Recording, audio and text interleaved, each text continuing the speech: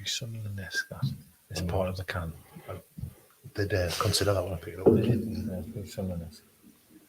Lovely drop, like.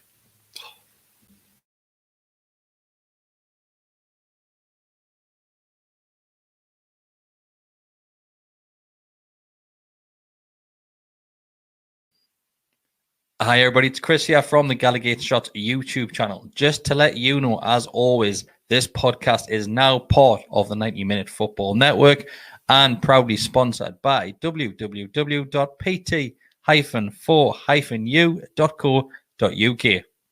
Enjoy the episode.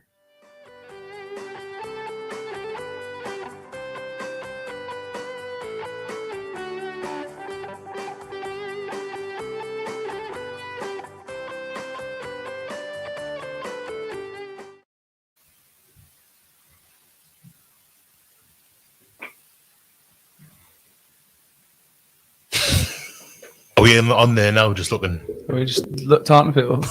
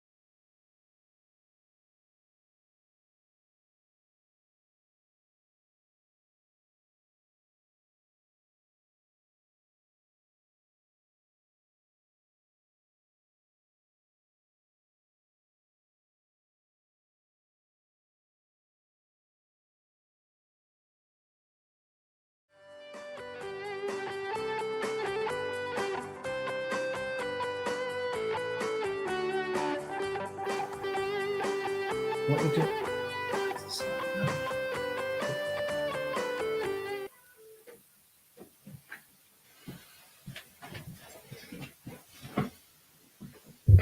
Have you unmuted the mic?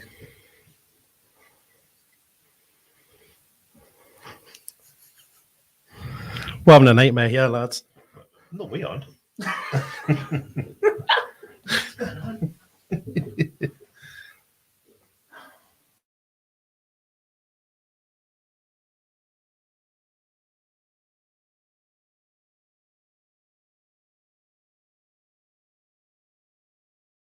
I think we're on now. Right. Yeah, look at this. But that's seamless. Oh, God, what's happening now? Hi everybody, it's Chris here from the Gallowgateshots YouTube channel. Just to let you know, as always, this podcast is now part of the 90-Minute Football Network and proudly sponsored by www.pt-4-u.co.uk. Enjoy the episode.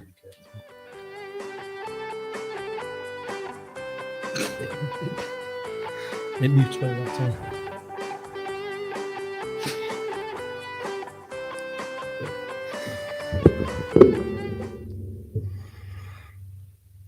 Good evening, everyone. We are back. Finally, you might have had a little sneak preview a couple of times with a little bit of technical issues, but we are here, friends. Yes. We're back. So apologies for that crazy introduction. We had some technical gremlins, but hopefully they're fixed and No, I had one. we're coming through Yeah. loud and clear. One gremlin. One gremlin. Let's not talk about gremlins. Matty's here. Hello, Matty. Hello. It's Christmas film. Gremlins is a good film, actually. Christmas film as well. Very good. Christmas film. Confirmed. I know another Christmas film. Die Hard. Die Hard. Correct. Well done, Matty. Hang on. We're not going to get on this. We are. It's too early for Christmas. It's only just been I don't Halloween. get how Gremlins is a Christmas film and Die Hard isn't. Well, The central premise of Gremlins is that it's a Christmas present. Is it a Christmas party? His girlfriend's dad gets killed in a chimney while dressed as Santa Yeah, Claus. but it's a Christmas party. He's at a Matty party. knows. A Christmas party? It's a On Christmas party. Eve? It's a party at Christmas time. Exactly. Oh, Bestie's back. double standards. Best is front. Back again. I was back last week as well. I know you were. I wasn't I though. think it's my third week in a row now. Fucking hell, I'm hey? knackered, yeah. Like, I'm gonna be at rest. He'll be having a couple of weeks off after this. Graham Jones has been working us so hard this last few days. Like, I'm pooped. You're looking well. I've been bad. Well, maybe it's like the second coming. Everyone directly over the mic. Sorry. I thought it was mint. Sorry. Continue. I've a bit of a tickly cough, like, but it's because I've drank some juice. Hope it's not COVID. No, might be, I don't know. You've already had it though, haven't you? You had COVID, early days, didn't you? 18 months ago, like, Yeah. yeah. Get it again. I got it before it was cool, aye. You can't get it, apparently, can you, for 6 months after you've had it?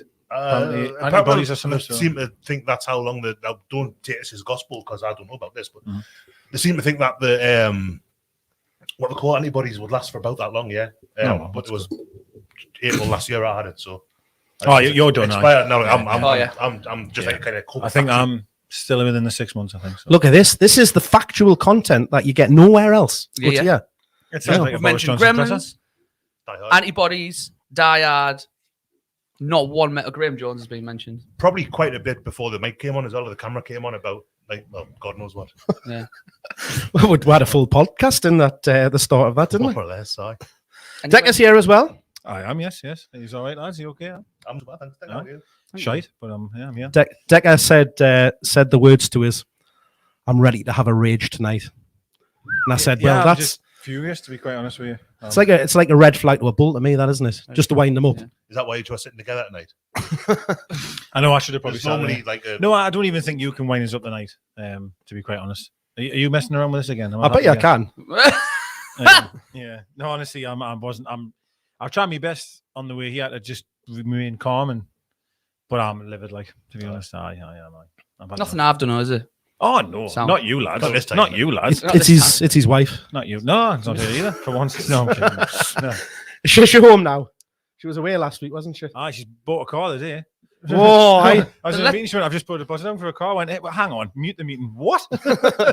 So is that why you're fuming, really? Oh, no, absolutely not. No. Well, anyway, let's get down to business, boys. Mark, how are you? I've got it's nice of you to ask, Basti. Thanks. I thought, you've spent all that time kind of introducing us. I thought, Oh, bless. You did well there. Well, you know, You're all I'm. right. You look grand. I look grand. Thank you. Thanks. I like your shirt. I've been ill. Haven't. Thanks. I thought I'd dress up for the evening. You do look much smarter than normal. Oh, thanks. You do. Yeah. I'm even wearing trousers. The weather's definitely turning. Well, I'm saying jeans. Jeans are technically they're a long trousers, aren't pant. they? Pantaloons. I've got a bit of thigh and knee on short. A bit more than me, actually. Like. Oh, mine are always short. Isn't it? Short shorts. You seen the back of my legs here? Look at the lack of hair here. What's happening there? I'm not strange. Do That is like a baby's horse, that. you ordinarily wear quite tight, like trousers? Yeah, I do, down there? actually. Yeah, I do. Stockings. Friction. Yeah, I do, yeah. I haven't got much hair on this. Do you wear like high socks? No, I don't know. No. Ankle length? No, just trainer socks. Trainer socks? Having said that, I was at a funeral the other day, and you know when you have black socks on, I like pull them right up.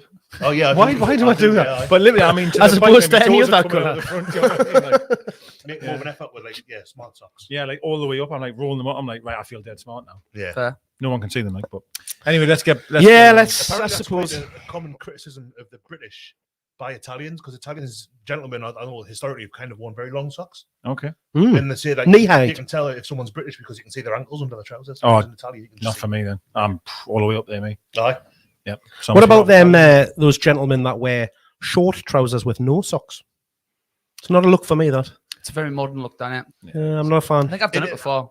I think it's one that Once or twice. I'm beyond the point now at which if I try that it would look ridiculous because of my size. But at my age, like if I think if you get I'm 40 next year. Yeah, when you're as old as you can't get away with I it. don't think so. I think I've just got to kind of comfort myself or kind of prepare myself for a life of just kind of regular length trousers, It's funny. resting on top of my shoe. As long as you don't go proper dad and wear 3/4 length. No, What about Mike Ashley's jeans? incredible. You like them? No, oh god, no. All right.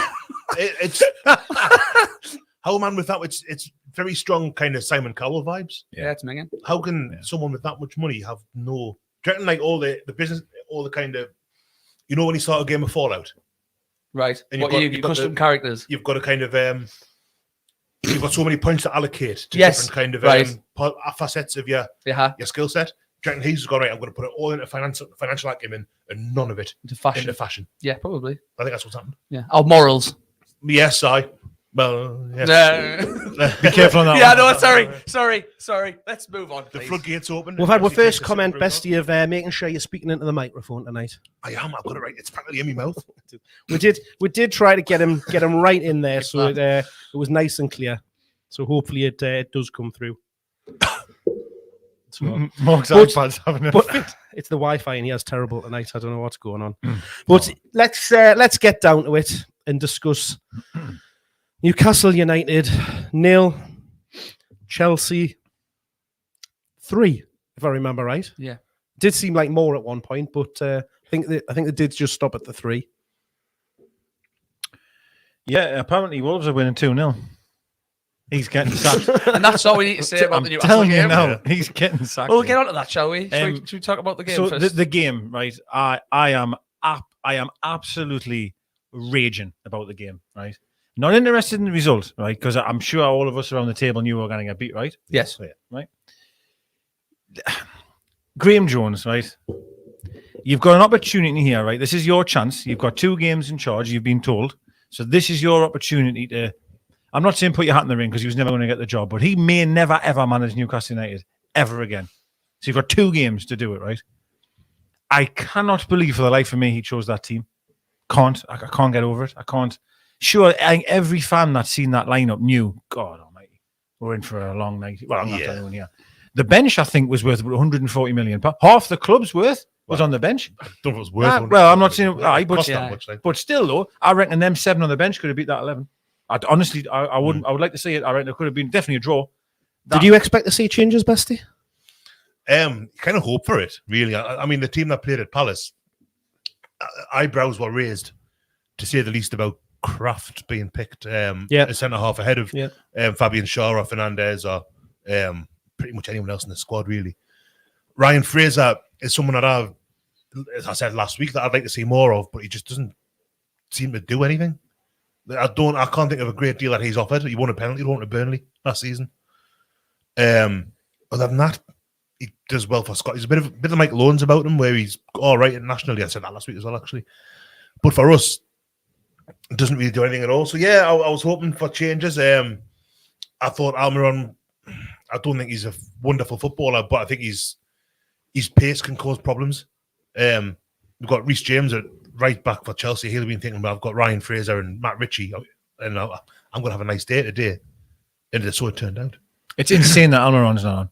It's mad. That Palace game, that Palace game, was shit for about 80 minutes or whatever it was. He brought Almiron and he was the only player that pressed the ball, and he doesn't start on. Well, if you like, I think it was Banksy said in the group or something like that. He said something. If you're gonna, might have tweeted about it. Said like, if even with not putting Almiron on the wing and having to go up on the fullbacks, if you're gonna play this formation and this is your game plan, you're going to need a player who's going to do doggies all day and just literally just run about, and that was him. Well, and also I totally agree. And in another sense, if you're going to sit with 100 behind the ball and sit as deep as you're going to sit, you need someone quick to actually run with the ball. Surely that's not rocket science. I was disgusted, absolutely disgusted, and I'm absolutely sick to the back teeth of seeing them play football like that. Well, it's not even football, is it? It's barely. I'm sick of it. That was something that they brought up on Match of the Day on Saturday night, where they said Newcastle got the furthest forward, well, Wilson and St. Maximin, which you'd expect, but they were like 30 yards from our goal. Yeah. So the ball was getting cleared, and there was just nothing on the end of it. It's just not on. You know it's going to come straight back, and it's so limited. Like you can't. You've got no control over the game whatsoever. Then all they're doing is kind of firefighting until the point at which inevitably you concede. Absolutely. It's embarrassing. You're a Premier League football team at home. I don't care if they've won the Champions League. I don't care if they're top of the league. I'm not interested. You're at home. You're in the same division as this opposition. And you're playing like we are a non-league side. So I didn't go to the game on Saturday. I had plans that I had to cancel because of Williams' health. Well, it turns out he was all right. But Paul Merson, immediately before, in the build-up, was saying Newcastle never have a better chance to get at Chelsea. And I'm thinking, like, Lukaku's out. Is that because of that? Timo Werner's out, and a couple more. But like Merson's going, it's disgrace. You kind of, I mean, he was right. The team that was a poor selection by Jones, but saying, this is a chance to really have a go at Chelsea. Like, apparently forgetting that they've still got this kind of this squad. Yes. Sorry, I'm hogging it here a bit. I apologize. I will shut up in a minute. Let's be clear. I'm not expecting it to go like 4 at the back and everyone up front, and let's just get hammered 10 out. But Jones said after the game that, we were at where I wanted to be after 65 minutes. We were 0-0. It was the game plan worked, and that was exactly where I wanted to be. And do you know what it is, right? He's right. Probably, the thought was if we can get to 0-0 after an hour, we've got a chance to take the game. Think about that first half as well. I mean, I know it was minging. Awful. But there was only that one bit where it wasn't an open goal, but it flashed across the goal, and I think might have been Havertz, so it was skied it. Like, well over. He should score. And that was the only time where I went, oh shit, like, they've scored. Yeah. Well, they did score, but it was. But other than that, it was like a long range weld. It was a really good finish. That it was edge of the box. It was the edge, wasn't it? Yeah. But other than that, there was just that one that flashed over. So I'm going to say something here. I was a bit optimistic in the second half in terms. I tried to be by saying, well, it's kind of worked. It's awful, but it's kind of worked. They've not done anything, but neither have we. It was kind of what we'd seen before with Bruce Smith, Rafa before him, where it would set up like that, and it was horrible to watch. I mean, I think the Man City game that we drew, or did we beat them a couple years ago? 2-1. Yeah. Guerrero scored in the first 2 minutes, though. I think one was Sterling scored. Mark, sorry, what's your thoughts on it all? So my first of all, though, is it's not me doing this. It's the stupid friggin' stream keeps going off on the iPad. So that's why I'm keep looking at it and keep pressing the button, and it goes off. So I do apologise. But if it goes off on there, it's okay though, isn't it? It's still, well, it's on. But it then keeps coming back on, which is why I've got to keep pressing it. All right. Which is why it keeps popping up on my face occasionally as well. But it's a little treat for people. So, but I think. Wow. From what we're saying there, it's well. So the lineup. What was your thoughts on the lineup? I hoped for changes, but I probably didn't expect them based on what Jones had been saying about how he wanted to kind of drill the team and have them organised and stuff like that. And I could see what he was trying to do. I could see what his plan was. However, very quickly, Chelsea just adapted and went around that, and it just, for me, the formation of the five at the back, and then we kind of played a 5-2-1 and then 2, because it was just weird. You had Longstaff in Hayden in midfield. Fraser was kind of out on the left, but then would wander into the middle.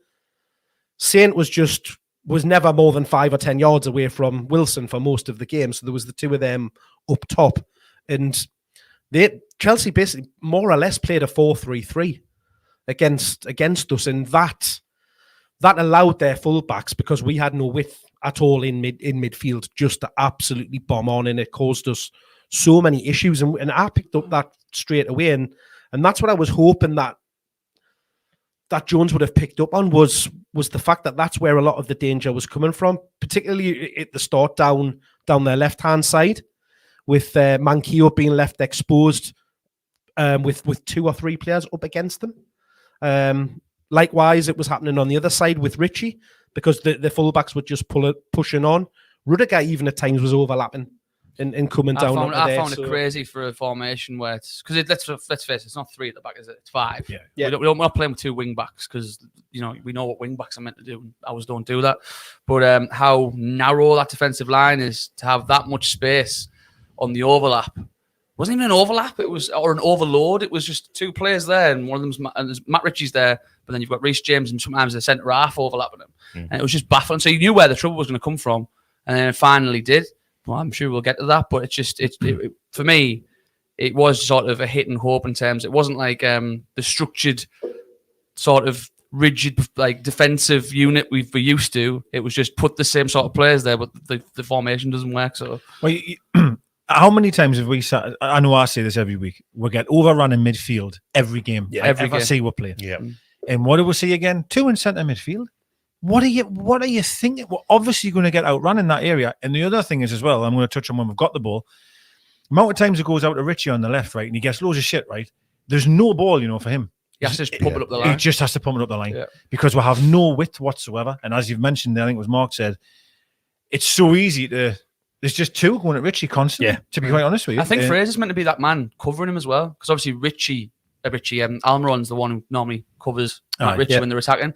And there was a few times where there was people screaming in the leases anyway, like Fraser needs to come over, and he was just. But I can't blame him too much. He's never played. To be fair, I was shouting the same to because I couldn't understand why we persisted with having Saint where we did right on Wilson's toes when we were getting overrun wide. All we had to do was just drop him back to the right-hand side of midfield, drop Fraser to the left-hand side of midfield, and just sit with a 4 there. That then at least stops their full-backs bombing on, and it then gives us a bit of an opportunity to build on something. I thought without the ball, it had to be 5-4-1 without the ball. Had to be 5-4-1 without the ball. But which we didn't have it at all. So, but it's obvious for us to sit and watching that. So should Jones and his team not be seeing that, Bestie? 100%. Absolutely, yeah. I mean, surely they can see.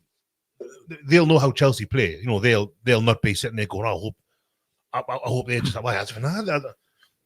It just bemuses me that, like Declan said earlier, Matty said, sorry, they should know what Chelsea's threat is, or where they're going to, or where we are softer. I mean, think of it was Chelsea against us actually years and years ago. The dossier Mourinho had that got leaked on the internet, and it was like pages and pages of Newcastle's strengths, weaknesses, and basically it amounted to get at Robbie Elliott because he's shit. And this was like towards the end of Elliott's. It was like, well, Mourinho, so that's 2004, 2005. So that kind of thing isn't new. That's the kind of thing that like Newcastle must have this information on Chelsea to say, right, here's what we need to nullify. And instead, it feels, and it has felt for a long time, as if Newcastle's defensive game plan is just try and get in the way. Mm-hmm. There's no kind of like structure to it, no strategy to it. It's just put loads of blokes back and see how that works. Try and frustrate them, and as you say, get in the way is a good shout. Get in the way of them. It doesn't feel as though, and maybe I'm doing Graham Jones and Steve Bruce a disservice by saying so. I don't think so. Certainly not with Bruce. But it feels like there's just nothing. There's no plan. It's the same in attack. It's not just I'm blaming defenders here in attack. Give it to Maximin, and then see what happens. Christ, how bad was the passing in that first half? I'm talking me to Matty away, man. Couldn't do it. We physically couldn't do it. I was just honestly furious. It was the same. We've seen this type of performance so often. And let's be fair, I know we got a point against Palace, but it was quite similar in many ways. Couldn't pass the ball more than 5 yards. Them should have been 4 or 5 up. Like, it's just shit, man. And I'm absolutely sick of it. And it pisses us off that Fernandes can't even make the bench. Yeah, he's been apparently being told that he has no place. That's outrageous. What's going on there? Absolutely berserk. Yeah. It is berserk. Unless Fernandes has been shagging Jones's wife, right? That's allegedly. That's the get out clause. You've moved that from a hypothetical to an allegedly. This is what I've heard. Breaking news. So there has been, in fairness, there has been a lot of talk about a potential fallout behind the scenes between. Well, no surprise. Well, according to Decker. But there has been talk, obviously, of Fernandes having a bit of a falling out with Jones, and I think there was one other player whose name escapes us now. But I know Gale's meant to have Gale was a while ago, yeah. You imagine Richie. Richie's a chippy little fucker. He's still getting his game, though, isn't he? How is that back three still playing, man? How is Clark still on there? How is Lascelles still playing? How is Kraft, who's not even a centre half, playing? Yeah. How, when you've got Fernandes who can't even get on the bus? And Fabian Schär. Yeah. And Schär, honestly, it irates, and that's why I think that the selection, I'm so annoyed about the selection that Jones has an opportunity. It's his last game, man. You're not going to manage work well. He might do. I think he might be a break. But fair enough. Well, we'll get battered there now. Yeah. But you're never really going to. The only time he manages work again is on Football Manager. It's the only chance you've got. Make a statement. Make some changes. I was just, I'm livid about the selection. I really, really am. You know, when you get managers take over, Graham Taylor did it with England, Bruce did it with Newcastle, to a lesser extent, where they try and put their stamp on the team by saying, right, I'm gonna drop this player, even though he's popular. He's not doing what I want. Jones has kind of done the opposite of that. Mm-hmm. He has. We'll just stick with these lads. Stick with it. 5 days a week. They've been working on what? On what have you? I'd love to know what they've been working on in 5 days a week. I think that's a bit unfair because there definitely was a. There was a shape and a game plan to it. No, like they did have a plan of what they were trying to do. I just defend like a non-league side. Yeah, they were trying to keep a shape. Trying to. I mean, there's a comment coming here around that we were trying to keep it 0-0 up to 65 minutes and then go from there. And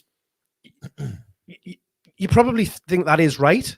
I think we probably started the second half better than we certainly did in the first half. Couldn't be any worse. But then, one thing we didn't really cause them any problems. You've just said there, wait at 65 minutes, have a go. Let's not forget that just literally there, just before they scored, Almiron and Willock are there. Yeah, I Yeah. will You know what I give mean? that. That was unlucky, to be fair, Yeah. because the game plan, I, as much as I'm shouting and bowling here, the game plan was to get them an hour 0-0, and we got there. He made a sub and they scored the second step on the pitch. Well, That was a bit- Did because we make the sub? The announcement made the sub. Because on telly they had the two, and Chelsea brought two on at the same time. Well, They brought them on first. meant to be. But at the time that they showed you on telly, Almiron were kind of right, they're going to come on now. And Chelsea seemed to make their change, and we didn't. Yeah. So as Matty, you were just going to say there, in the ground, Yeah. the actually commentator in the stand Announced actually our- announced our substitution, but then it didn't happen. Yeah. And do you think that maybe caused some of the? Because I've seen a lot of comments I around. don't think it's going to cause Did that much- cause an issue? Because they Yeah. scored directly from that. We were out after the match and we were making jokes about that and saying like, oh yeah, we wouldn't be surprised if like you look and going, hang on, Hayden, and you just went off like, but nah, I'm sorry, that's not going to cause you to score concede a goal like we did. But it was a strange one. But just to get back on your point as well, first half, the reason this is where it's got to. Like, I was comparing in my head like the Chelsea first half to like Southampton first half. Southampton tore us to ribbons that first half. Like literally, like they missed 2 open goals and had loads of chances. Whereas, like I keep saying, Chelsea didn't have that many chances. It was still shite, Decker. Like it really, really was, and I'm sick of it as well. But I'm just saying that maybe you might have saw, and I'm really looking for fucking silver linings here, that you might have saw hints of a little bit more organisation defensively. The fact that, but then again, this is the Chelsea side without Lukaku, without Mason Mount, without Pulisic, without Werner. Sort of happy Werner wasn't playing because he's the type of player who ended up scoring a hat-trick against us. Yeah. But It's a good point. I know what you said. do you know what I mean? But I'm still saying it's shite. But maybe, like you just said, to try and give some shred of credit that in 5 days it was right shape. I mean, they didn't look as knackered, but it was just as soon as that goal went in, it was like, well, it's game over, lads. Yeah. Did you see the footage, the clip of Wilson coming off at half time? No. He just looked fed up. He's sick of his life. He just Right. he looks so, he's just trudging off with his head down. And I was like, I get it, right? I get it, because I know Sane played terribly. Awful, right? That I did say every time he got the ball, there was just 3 and 4 immediately on him. And the issue that we'll have so many times when we defend so damn deep constantly that when we do win the ball back, we can't keep hold of it for more than a second. No. Because if Sane gets it, he's surrounded by 4 players, for example, or even 3. Wilson just won't touch the ball at all. And that's not his fault. It's just Darlow is scared of the ball, so he just lumps it, won't even attempt to try and look short. In the touch quite often. It's just going His out of kicking play. was It horrendous. is. Horrendous. It's terrible. Horrendous. I think all around he had a really, really bad day. Horrific. I think that signalled him. That has to signal his end, not the end, but his Well, this run. I thought to Brad Dubravka Cross. might have been back, actually. Yeah, well, I He's on the tweeted a bench, picture right? of him, Yeah. and then with mask coming on, and I just thought, well, he's going to start, isn't he? And I think he's just tried to be nice to Darlow, but I think that signals the end of his run of games purely. Yeah, so that was going to be a question for Bestie, because he is the goalkeeper amongst us. Well, And Goalkeeper's union, isn't it? Yeah. we know you've had your thoughts on Darlow in the past. I have. Is the time up for him? It should be. It's not the first time this season. Even which game was it? Tottenham at home was one where he rushed. I know it was at Leeds maybe, where he rushed out and just totally missed the ball and it got clear. Darlow's got this thing where he'll play. He's an excellent shot stopper. I'll say that first and I've foremost. seen him make some quality He's saves. as good a shot stopper we've had since Given. Who ironically Given had his quite similar shortcomings to Darlow, but he was a much better goalkeeper. Don't get us wrong. But yeah, I think Dubravka's so much better in other areas. His position is better. His decision making's better. His kicking's better. He's just good. He's pretty good with his feet. He has got a mistake in him, as Martin Dubravka. Keepers do have, the best keepers in the league make mistakes, but Darlow's making enough. I mean, that penalty, it was just it's The fact he had the goal boot off at the referee, I know. and I stuff know. like that, like. I couldn't It understand. was a nailed on penalty. I also The knew a way he came lad charging who out. had a tenner on him to get booked 12-1. How's he not got booked? He's rounded the keeper. You know what I mean? Yeah, Just that's a saying. fair point. it's probably a card, like yeah. So Neil John is saying there's also a reason why the defence is so bad at the minute, because Dubravka isn't there to organise them. Could be a point. He is very vocal, like. Yeah, he is, To be either. fair, I mean, I'm not saying he's going to be hit again. Stop us from being proper shite, but everything matters. You know what I mean? Like it's, I remember the effect he had when he came into the team under Rafa. You could tell the difference he made, but again, it's going to take so much more than just Dubravka coming back. Yeah, it is. Like, I think it we're really the richest club in the world now. I don't think that's enough to solve it. Honestly, that's how bad we are. I honestly think we are one of the worst footballing sides that's ever been in the Premier League. Like that was borderline anti-football on Saturday. Like We didn't really play football, did no, we? we didn't. Yeah. And I know people will say, but it's Chelsea, and I get it, right? I'm not stupid. I understand. You can't necessarily go toe-to-toe with them because it'll be 10-0. I'm not daft. I know that. But come on. Surely you can play better than that. Playing a little bit of devil's advocate. Advocate? Dick? Is that you, Dick? People are screaming on for Rafa to come back, but is that not what Rafa did a lot of the time, Bestie? Yeah, it is. It's exactly. I suppose you could argue that the reason that they're playing the way they are, the way they have done for the past 24 months, is because Rafa had a modicum of success. Might not be the right word, but he got it working, But he organised the defence better. And let's not forget, these same lads now are 3-4 years older than they were. Yeah. I saw someone make the point in the Championship. What were the 5-6 members of the first team playing in the Championship? Yeah. Clark, Ritchie, some of the Lascelles, Shelby obviously came on as well. John Joe, yeah, Hayden. So Hayden. Isaac Hayden, yeah. So I mean, these lads they're not. Hayden in the Championship, I thought, he's going to be captain one day because he looked brilliant, but he just hasn't.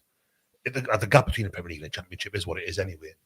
But no, it's players that haven't maybe progressed. Sean Longstaff, he's 24. I thought he was like 21, 22. Sean, he's 24-year-old. He's a player for the future, but he's shy and he's out, man. He needs to go. I'm I'm sorry, he needs to go. He's definitely, I think, kind of his progression has been stunted somewhat as a result. Is it because Bruce came in and didn't treat him properly? He did seem to be playing quite well under Rafa. I always thought him and Matty were a bit overrated anyway, if I'm honest. But the injury didn't help as well. No, that's right. That's right. But I do agree. He was flying before that. Yeah, right? he was. But to touch on this Rafa thing, I do truthfully feel that style is becoming out of date. Mourinho does it all the time, and it didn't work for him at a few clubs he's been at. Well, you're right. However, what I will say about Rafa though is I know that we defended incredibly deep, right, and it was incredibly boring from time to time. I did feel though when we got the ball, there was a plan in place to hurt the opposition. We had something about it. Everyone when we had their got the jobs, ball. I think. Yeah, and The runs there's a few clips on the internet. Obertan looked amazing on YouTube, but there's a few clips I see on Twitter where I think Perez scores, I believe, and we absolutely tear through this team. Southampton. Really tear through them. Yeah.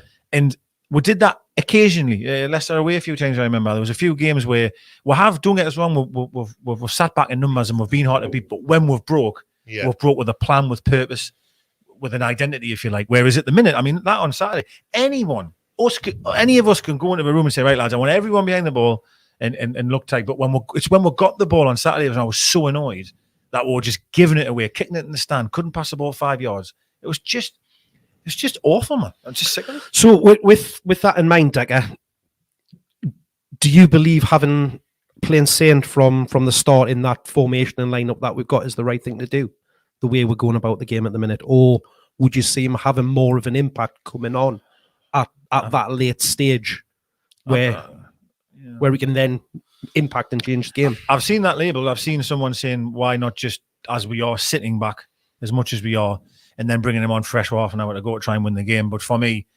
Christ, I mean, I'm campaigning to get Almer on the field because you need the problem you have for me with that formation and that style, nobody wants the ball. None of them do. And to be quite honest with you, I didn't want many of them to have the ball, if I'm being honest with you. And it sounds awful, but I'm being honest. They're all shit, man.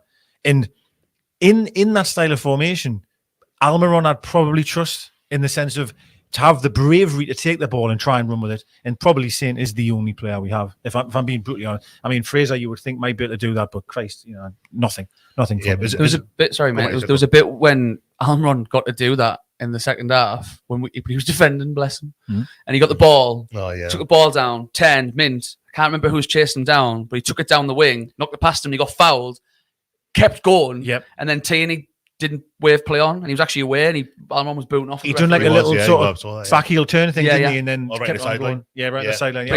He's doing that in defending, but like and that is exactly right. And that was the problem under Bruce. A lot of the times where you thought he's doing great work, but it's in our own half. Yeah. Poor lad will be shattered by the time he gets anywhere near. And I've said it so many times that we have ish players in certain areas, but we do not give them the ball in the area which can hurt the opposition. For example, Saint should be collecting that ball, I still believe on the left hand side, almost on the edge of their box, and then going at them. Whereas now he's picking the ball up in our own half. Yeah. And we're going, Yeah. all the best to your son to take everyone on. Yeah. It's So just you do never it going once to or work, twice, man. yeah. It's Yeah. never going to work. I don't think. I mean, going back to what Mark was saying to start with, I don't think Saint being a super sub, he's the best player we've got. I mean, maybe Wilson you could argue, but he's up there. He's one of the most.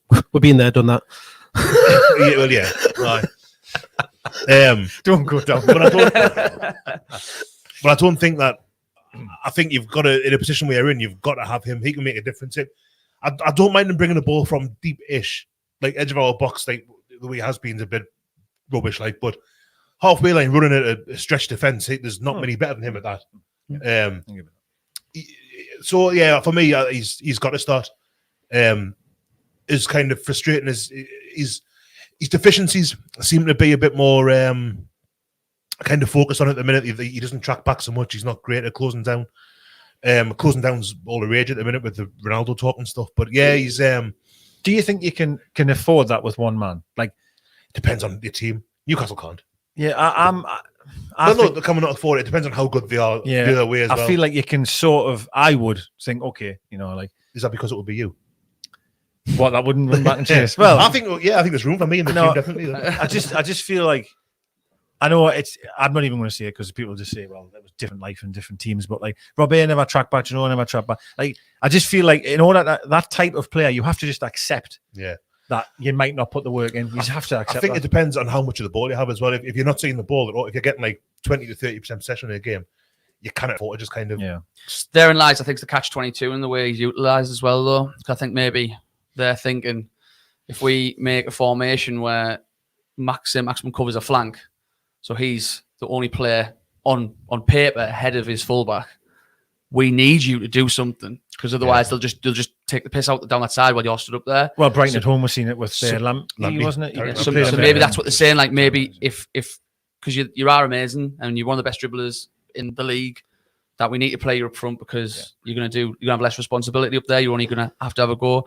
But for me, like as much as I've just said that point, that's where I want to see him play though. I want to see a square pegs and square holes like formation because look at the end of last season. Look at Joe Willock. Like, I mean, are we ever going to see him do well again? Because I mean, he showed how good he was as like what do you call it? A shadow striker, but or a 10. It's just this guy who's arriving late in the box and scoring headers or running. It's part of offensive moves, and instead it's like either play centre mid and don't get forward, or just sit on the bench. Well, for me, if you play three in centre midfield, you can't allow him as the head of the two. Yeah, play Longstaff and Hayden if you have to, as them two, and then play Willock in there, but allow him to have the license to go forward. That extra body could make such a difference. Certainly off the ball, definitely, it's going to be better for you. And then when we get the ball, he can then break. I cannot understand how that's not obvious to see. Yeah, it just shocks me at times. Honestly, it shocks us. We had a lot of, I say a lot of success. It's where we had our bit of run at the end of the season, didn't we? Last year's when we had a 4-2-3-1, and we used Willock arriving late to cause problems. And I mean, I'm not saying that would have created as many chances against Chelsea, but at least we wouldn't have made it as easy for them with setting ourselves up that way, because we would have had a similar type of formation with being able to pick up in the center of the park where they had the three, and then enough at the back for the three strikers. So you're going to cause a bit more issues for them than kind of just. Well, you're just sitting there waiting to get beat. Yeah. You're just waiting to get beat. You run the clock down. Darwell was shocking. 20 odd half an hour in. I had a word with Darwell because he was just there like pissing about with the ball and it's horrific, isn't sign it? some autographs and get the dinner on. And for me, he's wasted just standing there up alongside Wilson, because I think it was you said early on was the only thing that was happening is the ball was getting lumped up towards Wilson. He was trying to win a header, which wasn't happening. No. I think he won maybe one or two. At a time, went right through the back of him and he got given a foul. That was ridiculous. And he lost my shit. By the way, I just said, referee had a fucking shite game. By the way, he did back in Wilson on that one. I seen the replay, but in live, I thought, what on earth ref doing? But then when I watched it again, I was like, actually, he just went straight back. It was a Hurry Kane special. He probably came over the top of him. He stepped under the jump. Yeah, he did. You heard it all the time as well. Yeah, he did. Yeah, but I can imagine in real time. I'm not having it. No. I'm with you, Matty. I'm with you. And I think that's why Wilson cut that face at half time. He's so annoyed that He literally had 45 minutes just getting the ball lumped on him. Yeah. Just lumped on him for 45 minutes. You know. And listen, I know it's tough, but I think we should get on to the first goal perhaps maybe now because we've ranted and raved. Do I have to? I'm just constantly saying how sick I am of it. But I will say that finish, by the way, by Reece is unreal. It's a lovely, The first one. Jesus Christ. What First a one. finish. It is very nice. It was one of those ones Isn't where you're fuming at the space and time he's got, Yeah. but the angle and the way his technique, Yeah. it was one of the ones where he's gone fair play. We had every player in the box, I think, as well, when Yeah. you watch it back. But But should we be surprised by the time and space that he's got because we've been sitting watching it for 60 odd minutes, knowing that space was there for the entire time, and we did nothing to change it. I think the goal that Spurs scored at their stadium was it last season where Richie just kind of switched off and the ball ran past him, and I think Lucas Moura scored. It's a different goal, obviously, kind of, but it's still the same thing where Richie's kind of it's his area and Reece James is just collecting the ball. Had time to kind of put in his left foot and then bang. So a lovely finish. It was, wasn't but it? he's had all day, like he's had all the time in the world. Do you know what's weird about Richie, right? And I'm probably totally wrong, I'm going to say here, but so many times Richie's been done on the other side of where that goal came from, all right? So like behind Richie. Does that make sense? Yeah. I feel the last few times I've watched him, he gets so damn deep, as if not wanting that to happen again. He gets caught the other side. So for example, Reece there, he should really be marking Reece, but he's so obsessed about wanting to be tucked inside to not let anyone run past him, which is fair enough. I mean, he's pretty much on the byline, but he has to have more awareness there, surely. I think it's more the thing awareness. Sean went with his weaker foot as well. Well, I say shown him. I think the way he controlled the ball almost kind of it went that way. Set him, Do you know what I set mean? him there already. He's already on it. He's by the already time the on ball it, isn't he? gets And, to him. the finish was outstanding. And again, I think someone said it before.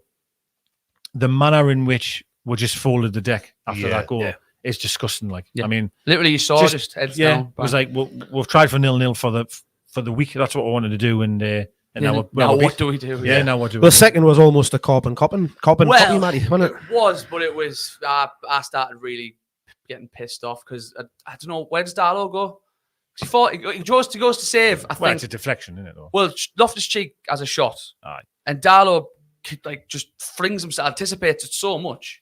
He's at the other side of the goal, like next to the post. He taps it into an open net, James. But you've seen the replay though, right? It takes a wicked deflection. Like literally, it's going where Darlow's going, and he's really unlucky. I think he's unlucky on that one. Like as much as I'm not seeing. I thought he could have got up quicker. Like It's something that Darlow does. I remember Tottenham scored a goal past where last season at their place where the ball's coming across Matt Ritchie. And Lucas Moura, I think, is coming to the back post and popped it in. It is the same goal I mentioned about a minute ago. It was. Where Darlow's kind of anticipated something. I forget exactly how it worked now, but Darlow's anticipated something and it's gone wrong, and it's been attacking because he's not been there. Yeah. And I'm kind of at both sides of it for me because part of what makes Darlow such a good shot stopper is that he 8-9 times out of 10 will anticipate spot on and get there. And he's been unlucky that it's kind of rebounded back to Loftus-Cheek's shot. Rebounded back to Reece James. Again, it's a good hit, but it's an open goal, and he should score. But Darlow's kind of it's weird because if it doesn't get ifs and buts, if Mianti had tits, etc. Oh, she has. if we had tits, she'd be me auntie. Were you going to see your uncle had tits? Al Dev's agreing with you here, Bestie. He's pointing the finger of blame at Darlow as well. I'm not saying that. I think that's a universal thing, really. I wouldn't say I'm pointing the finger of blame at Darlow per se. I think that by him trying to anticipate Ruben Loftus-Cheek's shot and it going wrong, it has made it an easier finish for Reece James. But at the same time, if that doesn't take that rebound, he saves that shot, and it's like, what a save that is. Can I just hear us out? I might have something wrong here. Right. Did they have another shot that took a deflection which hit the post? Yeah. But nothing happened from that, didn't it? No. So that was their first chance in the second half. I apologise. Let me take that back. For some reason, I had a flashback of that moment. Right. Which he was incredibly unlucky on that one. Rooted. He's just like, sorry, he couldn't do it with that one. That's the one. That's fine because that's one of those ones that that's my fault. I got mixed up. Took a very slow deflection. It was wicked as, but the Chelsea fans started celebrating. They were like, "It's in this." And it just smacks the base of the post and goes away. Sorry, I thought the goal led from that, which it didn't. But I know where Bestie's coming from, so like I'll go back a little bit.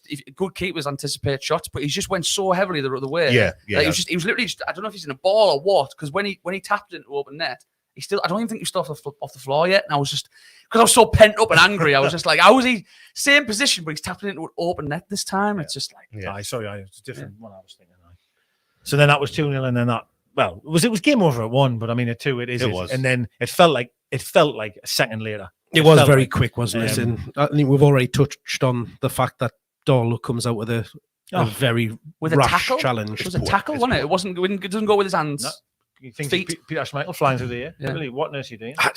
And then argues with the referee. Yeah. What are you doing? I mean, I'm at the other end of the ground looking at that, and I'm clear as day that's a penalty to me. So I can't for the life of us think what he's complaining about. No, it is. It's just it couldn't be more of a penalty. It's so clear. Yeah, it is. Unless he thought the contact with the guy's foot was actually the ball. Unless he's thought that. And honestly, I mean, maybe in that flash moment, he thought, I got the ball there, but actually you've just took the guy's foot off. And given some of the red cards that was over the weekend, people getting sent up and making decent challenges and stuff like that, winning the ball, even maybe he's thought, no, I'll have a go at that. Was that when he booked him and then sent him off on VAR? No, that was Villa, wasn't it? The Villa one. No, I'm thinking it was. I've seen some foreign games. That was shocking. That It was was. Fulham and West Brom, I think, where the defenders come through, kind of won the ball through Mitrovic's legs, won it cleanly, and he's fallen over. The referee sent him off. And you think, well, see that happen. You think, I'll go, but the championship referee. That's normally Mitro that gets sent off, isn't it? Heart rate again and again. He's got something like 17 this season. Oh, be careful. That's it. Comments will be wanting him back. He's doing well, though. He's doing really well. In the championship. And I'm back in the championship. No bother. Well, beggars might not be choosers. Yeah. So I don't know. That I think we can put that performance to bed. There was very little to get excited about, was there? It'd be pretty meek. Bedtime. All right. Just give up and all right, I'll go. Oh, yeah, go on. Can I read bed? Oh, we did have to wait until I think it was something like the 83rd minute to get a shot on target, which was met with a. Did we have a shot on target? Yeah, we had one right at the end at the Gallowgate, and it was met with a wry cheer. I did enjoy. I like Mendy. He's an excellent goalkeeper as it happens. I did enjoy. Yeah, Callum he Wilson was good. going through him. I'd goal list now technically. Hold it home. Yeah. Wilson just totally fucking poleaxes him. Like he's trying to demolish the Gallowgate. Yeah, he did. He'll do. Yeah, he did. Well, yeah, he did. Big shit house, wasn't he? But I think, like, when you look at that Chelsea team, I thought Havertz had an excellent game. He was everywhere for them. Rudiger looked absolutely brilliant. I keep thinking everyone looks good against us, mate. Every player looks good. I was listening to a Spurs fan on the radio last night, and they were talking about like how bad they'd been. Or she was like saying about she wasn't having to go with Santo. What was his name? Nuno. Yeah, Nuno. Santo, yeah. And but they said, well, you beat Newcastle, and in the way, and she went, yeah, but they make every team they play look good. I was like, fair play, totally right. Because they were trying to say, well, Harry Kane scored against Newcastle, though, and he was like, yeah, exactly, though. Yeah. So I think, but I will say Rudiger, like it's mental how he came on leaps and bounds. At one point, it looked like he was going to leave Chelsea. He was going to leave, and he's became a fantastic centre half. Yeah. Centre half I'd hate to play against because he's a huge shit house. Yep. You can totally tell. And I think you could see the frustration was setting in a little bit near half time or just in the second half because Jorginho was everywhere, every challenge in the referee's ear, running over, just doing what he does best, just getting on them and that. And the frustration was maybe there, but at the end of the day, they didn't have to go out of second gear, to be quite honest with you. And I think if we, even let's just say, we had took the lead 1-0, they would have just upped that performance so much more. Do you know what I mean? Good side. A great side. They're a really good side. It's quite amusing as well before the game when there was all those tweets going around of how many players they had out missing. Yeah. It made such a difference, didn't it? Yeah. Lukaku would have just had about 18 there. Imagine that. Honestly, man, would have just been. There was a bit in the second half where, in quick succession, they played a ball into our box centrally to like their central player. It was either Havertz or someone, and like there was no one around them. It was literally like the centre half just looked and sound. Well, if Lukaku was there, I do want to touch on because it was like watching eFootball, to be honest. Your favourite moment of the game when you left? Well, yeah, that was, ladies and gentlemen, when I decided I had had enough. Like when someone unplugged the controller as well. They were just bothered. It was absolutely comical. Yeah, someone unplugged the controller and someone decided to start doing step overs. And Ross Barkley stood still, and that was I don't leave the games early, normally, but it was 88th minute.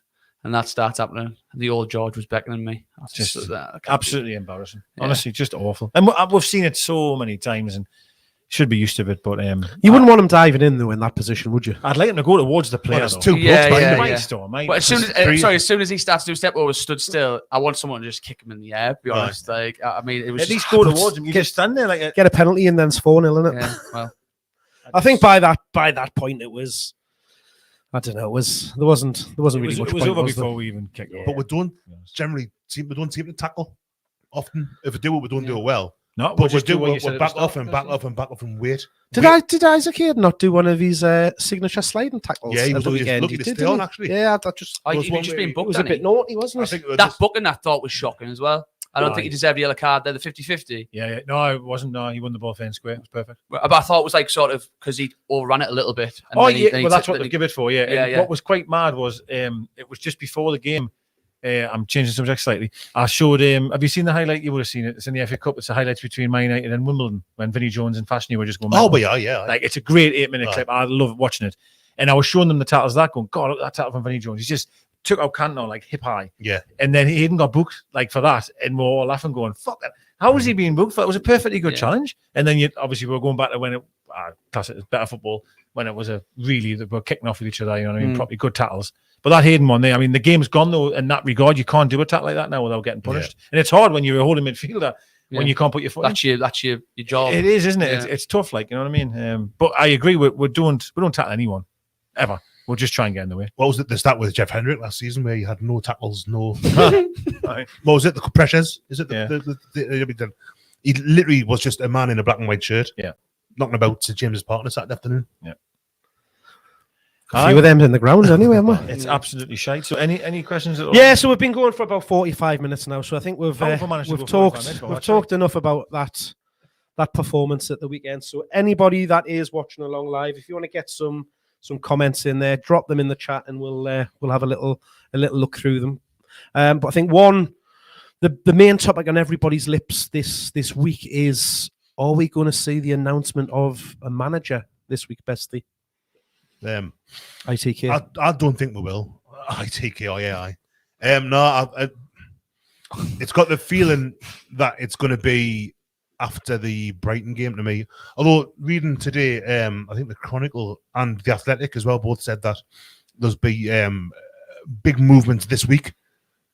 At some point by the end of the week, they said. So that would be what in the next 4 days. But I don't know. It feels to me as if they'll give Jones a Brighton game. And that's the point at which they'll go right. Here's a new man. Dicker's taking it well.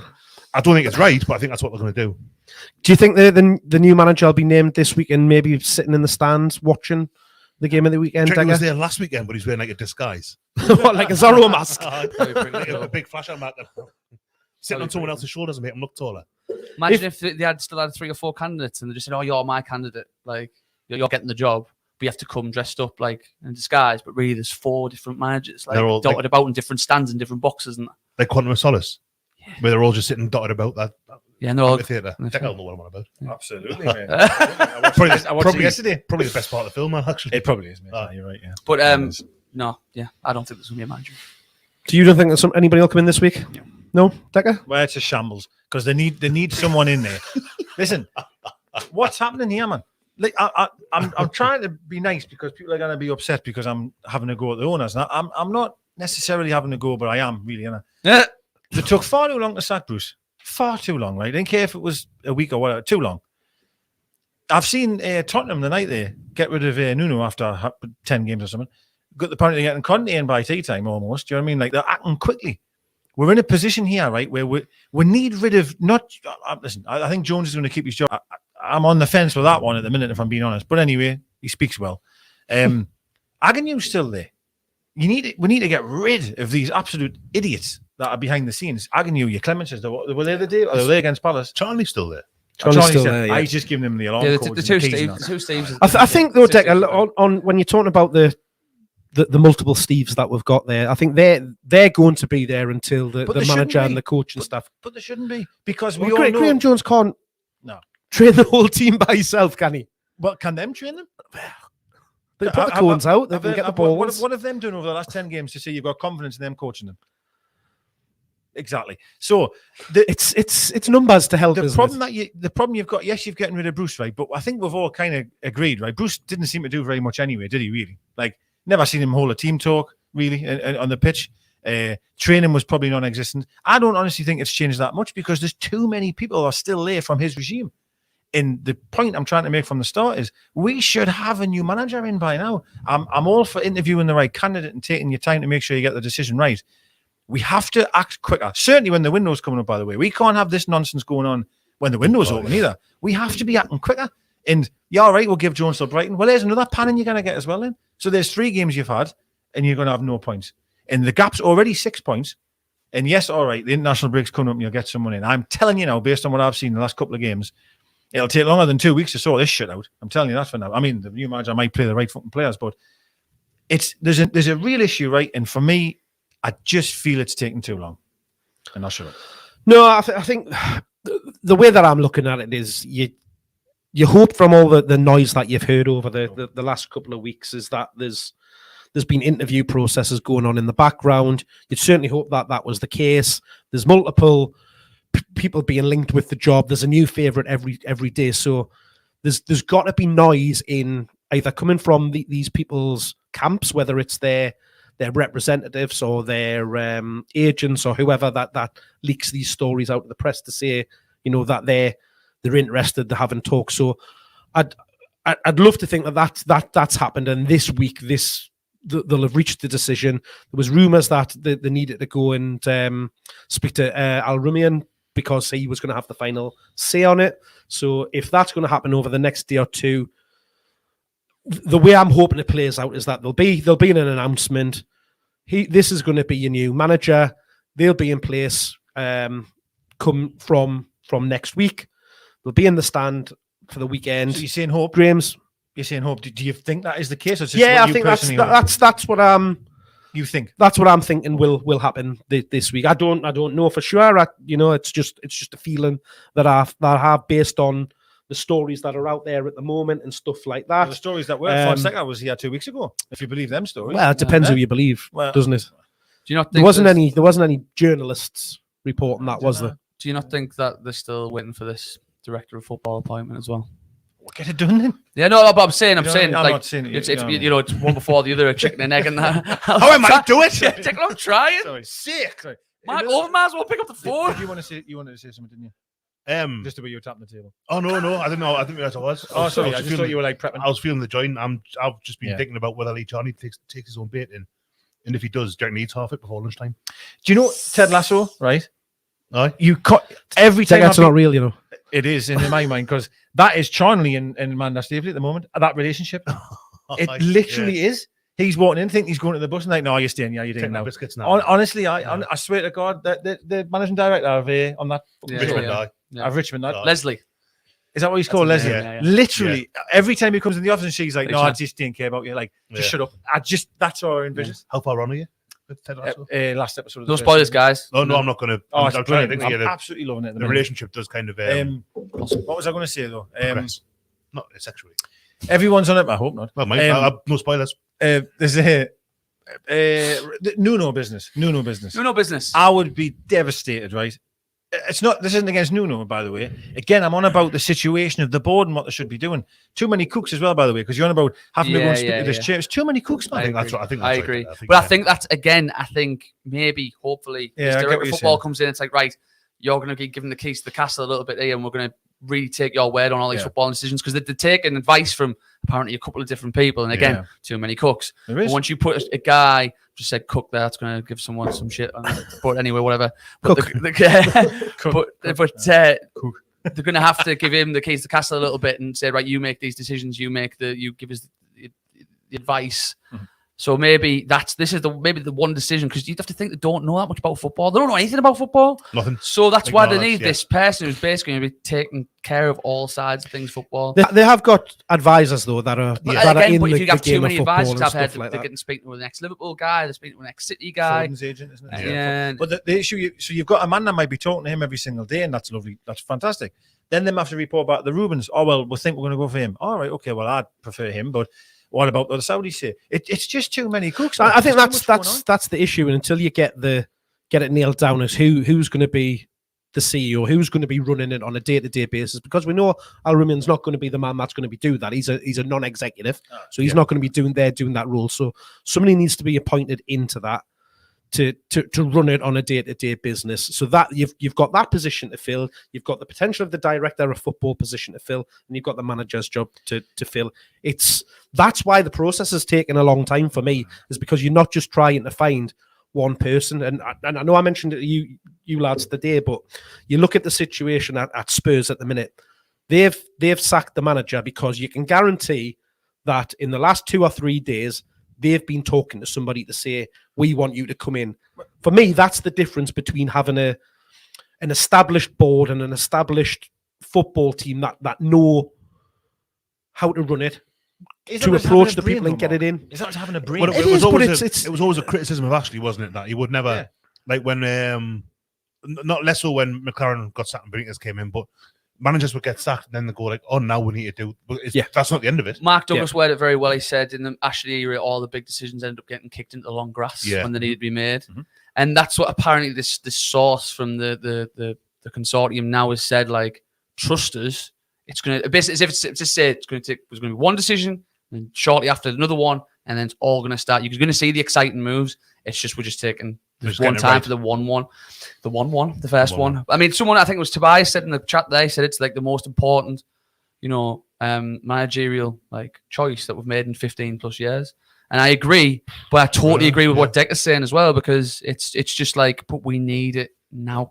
You need to be decisive. And I think what you were going to say earlier on about Nuno being sacked, we were going to say it would be absolutely break your heart if he became Newcastle manager, not because of Nuno being Nuno, but that would just basically say that you haven't been doing anything for the last couple of weeks. You've just went, right, get him in. Yeah, that would really hurt. And I don't think that's what's going to happen. I agree. And if it did happen, then alarm bells everywhere. Like, if he'd been available for like a month, let's say, and they spent this time and got, I'd be, I think that's a decent appointment. But I agree completely.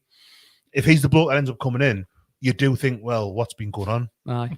Now, having said that, there's another guy who's getting hammered again tonight, and they were calling him in the stand apparently, like, giving him the grief. If that happened, but I could understand that one. That's because he was earmarked for the position well before this relationship. And I would forgive all of it and go, this is the reason we're in this situation, because they knew that was the guy and that's who we loved and that's who knew everything about the team, etc. But but that's going to be. I still don't see that happening at all. It won't. I'd be astonished. I mean, he wouldn't leave if he got sacked. Possibly, he wouldn't leave Everton by under his own steam. But I've got this thing of when the abuse that we've had from Sunderland fans, from other fans, Shearer took her down, Rafa took her down. It would be just right for the consortium to take with it. Not be the reason that we're gone down, but happen to be. You don't look at the bigger picture of the fact that it was Ashley and Bruce. Yeah. And it was the same with, it wasn't really Rafa, it was McLaren, it wasn't really Shearer, it was Joe Kinnear, and, well, it was Dennis Wise, basically. It was just that shitstorm of a season, really. Yeah. That would be a hat trick of. It feels like there's something kind of almost kind of poetic about, like, it would be the people that we hail as being kind of the saviors, maybe, but that ends up being the ones, but and it would be, it wouldn't be funny, I'm not going to say that, like, but it would be kind of ironic. I'd laugh to stop from crying. Yeah. We are in deep shit, though. Massively deep shit. I'm starting to. I think it's early yet to say. We are. You surprise us, Matty? I know. It's obviously doesn't look good at all, but I still don't think it's early to be saying. But there again, when you look at the performances, you look at the results, goals scored, goals against, fixtures. Everything. Fixtures games coming piling up. Christmas looks hideous. It really does. It looks absolutely horrible. Christmas looks hideous. And I love Christmas. I can imagine you do. I love watching Die Hard at Christmas. I buzz off Christmas. Yeah, I love it as well. Newcastle might reckon like. Well, we're in for a tough Christmas. But before as long as Aldi have got that 16 cans of Red Stripe for 25 pence or whatever it was. Oh, hi. We went mental on that deal. Like, please, Little. I missed the first half of the Leeds match. Get me cans. I think I missed the podcast. Was it Little or Aldi? You did. Aldi. Yeah, it was. I want to peel or they didn't have them. I ended up going to Reckoning. No, remember I took a picture of the guy coming through with a case. Aldi's like it was like a Jojo Lee moment, like just come through the backstage area, with his red straight. I was like, yes, he's got him in. I was driving back through Eaton Banks thing. I've got no idea where I am. Amazing. League of Gentlemen. It looked quite nice, actually. So before we get to Christmas, Mr. Morg 1985 asks us, out of the next 4 games, how many points can we get? So it's Brighton, Norwich, Arsenal, Brentford, isn't it? Brentford yeah. we've got as well. Get the fixtures up and I'll tell you. fixtures Well, first of all, I'm going to say none. That's my first guess. None? None. I haven't even seen the fixtures yet. Minus 1 point. If it was a possibility, I would have said yeah. So obviously this weekend, Saturday, we've got the late kickoff away to Brighton, and then we've got That the was on 2-week gap, which is the break. international break. The last time we were on the telly against Brighton away, 5:30 Saturday night, was Bruce's 1-1 up 3-0. Was also going to get sacked. Yeah, We seem to get them when we played them in the cups. When they were in the Championship, we were in the Premier League. It was always a Saturday tea time. Yeah. For some reason. So sorry, it's Brighton. Yeah. 2 weeks after that, we're at home to Brentford. After the Brighton game, sorry. Yeah. Yep. Okay. I'm Tony. And then we have got Arsenal the week after that away. No. And then home to Burnley. Oh, sorry. Not Norwich, isn't it? Norwich. Tuesday night. Norwich Tuesday night and then Burnley. Well, you've got to be looking at 6. So if we say 4, we've got Norwich at home, Arsenal away, Brentford at home, and Brighton away. If out the next 4 games we took 7 points, Aye. I would wipe myself daft. Yeah. Like, Yeah. I'd be over them. I mean, I'll we be still there we, holding it we still might still be in trouble. But Yeah. if we took 2 wins, that'd be amazing. Yeah. But I just don't see us doing it. However, new manager comes in over the international break, we might see a difference. We might see a different formation. Might see something different, and it's not a bad game necessarily. So was it Arsenal away after Brighton? Was that what you said there? It's Brighton and then the international break, and then Brentford. Brentford, Arsenal, Away yeah. home, Up away Brentford. home. So Brentford's Brentford would be hypothetically Brentford would be the first new manager's home game. Yes. So that's not a bad fixture really. It's It's winnable. Any more you can ask? It's for. winnable. That's what I'm saying. So it's Yeah. the newest promoted, one of the Yeah, new yeah. promoted teams. I know they've started very well and Yeah. fair play to them. I'm very envious of their ambition and the manager. I really like him, but they've shown that they can get smashed off Burnley 3-0 in the first half. Yeah. So they've got their shortcomings as well. So you'd like to think that this new manager is going to be meticulous enough to write up his dossiers and say, right, that manager, that defender's shit, that defender's shit. Let's get at them. Let's make a formation that's going to work. So fingers crossed that might lead to 3 points, but we need more than 3 points in the 2 games before it because we could be 12 points adrift by then. So, That's worrying. but anyway, we're not answering the guy's question. I want to say 4 points. 4. I think I'm saying we're going to win a game there. I know I'm going to go 4 as well. Actually, I think a draw and a win. I think Norwich are that bad. Yep. That We'll get a draw against them. they're that bad that they'll probably Tim Krul score in the 95th minute. He'll be the winner, and that'll be it. He had a stinker at the weekend again, didn't he? It's not a Premier League walkout. Not now. 4 points. 4 points. And if we don't win out of them 4, then we're down. The thing is, it's not. I know I'm feeling optimistic. Not optimistic. I'm feeling as if I'm being maybe unnecessarily optimistic by saying 4 points. I'd probably think 1. Yeah, I know. But what you're the saying, 4 yeah, points is like, yeah. God, I'll be buzzing with 4 points. That'd be great. That. I mean, 7 would be, 2 wins and a draw, but it's 12 not would going to be happen, is it? belt. You know what I mean? It's not going to happen. Is it?